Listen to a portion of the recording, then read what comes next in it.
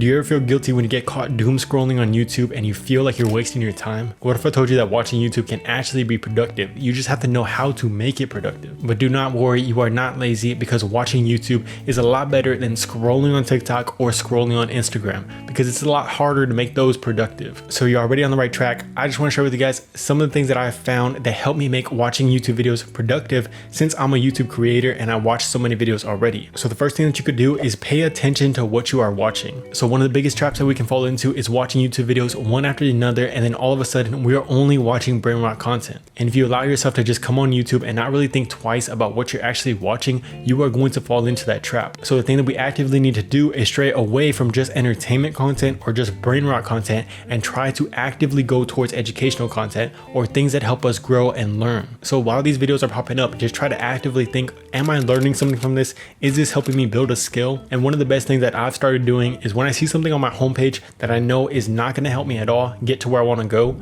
all you have to do is click the three dots and then put do not recommend. So that's how you're going to tell YouTube not to recommend that stuff. But if you want to tell YouTube what to recommend, what you're going to have to do is find something that you want to learn, find a skill that you want to build, and then go into the search tab and search for those types of videos. And then when you find a video that actually connects with you and helps you and gives you value, all you have to do is drop a like on that video, and it's going to tell YouTube, push me some more of that content. And what you can also do is just unsub from channels that do not help you, that do not bring you value, that make you feel terrible and guilty when you start watching those channels. So the second thing that you can do is actively have a problem or something that you're trying to learn when you are coming onto YouTube. So just try to have a specific thing that you are trying to solve in your life, and then when you come onto YouTube, you are actively searching for that stuff. I'm not saying that you always have to go and search for that specific content, but when you're scrolling through your homepage, you can pay attention to things that are popping up that help you solve that problem. So what I'm trying to learn right now is how to be a better public speaker. So because I'm doing that, I'm clicking on some Jordan Peterson videos, and from those, he talks a little bit about public speaking. So when I see that stuff,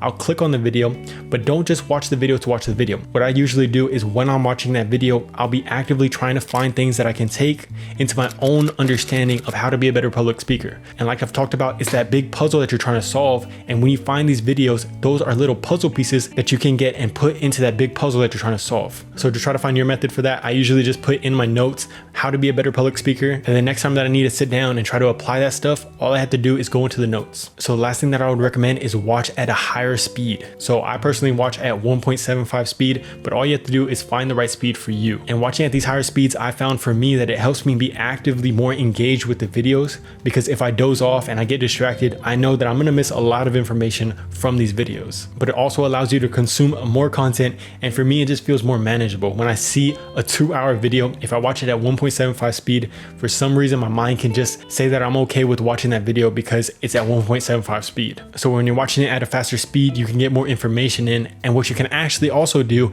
and what I've been doing, is when you're doing something that doesn't require too much of your mind, like if you're cooking or if you're on the toilet, it's not going to take much. You can put your phone and play that video at 1.75 speed and put it in your pocket. So while you're doing that, you're listening to this video and you're getting information while you're doing something that normally would have been wasted time. Just experiment with different types of speeds, because slowly but surely you'll be able to get faster and faster. But just do not feel bad about watching YouTube. It's good to be curious. You just have to find ways to learn from it and to be able to apply it. But of course, if you really want to be good at this, you have to be a good lifelong learner. And if you want to know how to do that, then go ahead and click on this video right here.